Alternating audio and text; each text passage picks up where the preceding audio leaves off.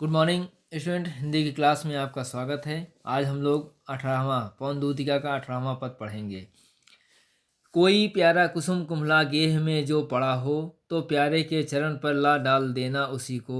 अयो देना है पवन बतला तू बतला, फूल सी एक बाला, मिलाना हो कमल पग को, चूमना चाहती है। यहाँ पे कहते हैं कि हे प्यारी पवन, कहते हैं कि हे पवन, कोई प्यारा कुसुम कुम्हला गेह में जो पड़ा हो।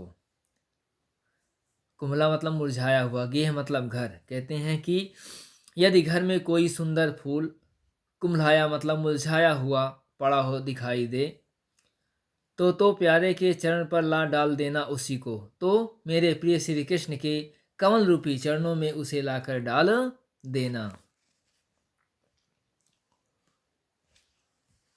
कहते हैं कि यो देना है पवन बतला, फूल सी एक बाला। कहते हैं कि हे, इस प्रकार हे पवन, तू उन्हें बतला देना कि फूल जैसी ऐसी एक सुकोमल बाला दुखित है, यानी आपके विरह में जो है व्याकुल है, और आपके चरणों को जो है वह चूमना चाहती है। मिलाना हो सगल कमल पग को चूमना चाहती। कहते हैं मलिन मुख वाली वह राधा जो है, वह बाला आपके कमल रूपी चरणों को वह चूमना चाहती है।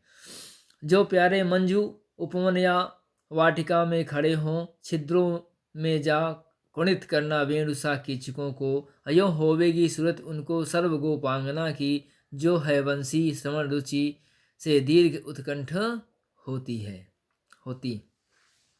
यहाँ पे कहते हैं कि यदि मेरे प्रिय श्री कृष्ण उपवन या बगीचे में खड़े हुए दिखाई दें, मेरे प्रिय श्री कृष्ण अगर उपवन या बगीचे में खड़े हुए दिखाई दें, तो छिद्रों में जा कुणित करना वेणुसा कीचकों के। कुणित मतलब बजाना, वेणु मतलब बांसुरी, और कीचकों मतलब होता है बांस।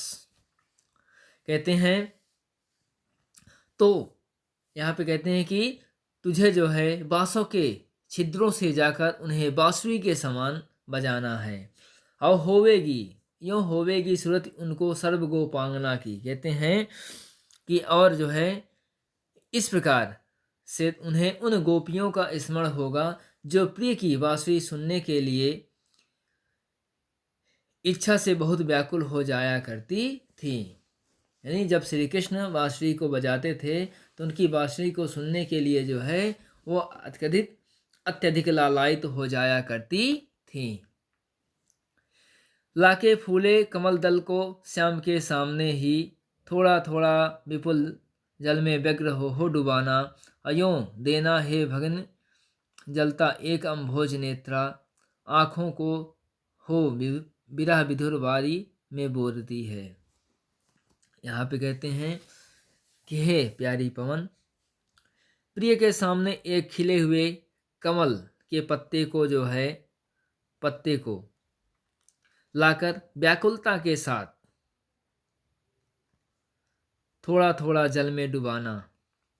कहने का मतलब यह है कि राधा जी उस प्यारी पवन से कहती हैं कि हे प्यारी पवन, खिले हुए कमल के पत्तों को लाकर व्याकुलता के साथ धीरे धीरे तुम जल में, थोड़ा थोड़ा जल में उसे डुबाना।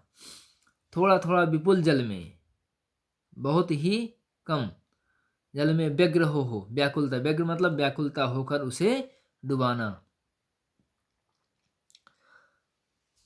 यो देना हे भगिन जलता एक अम्भोज नेत्रा। कहते हैं और हे प्यारी पवन, तुम उन्हें बतला देना, यह प्रकट कर देना, यह ध्यान करा देना। हे बहन, भगिनी मतलब बहन, हे बहन तुम यह बता देना कि कमल के समान नेत्रों वाली तुम्हारी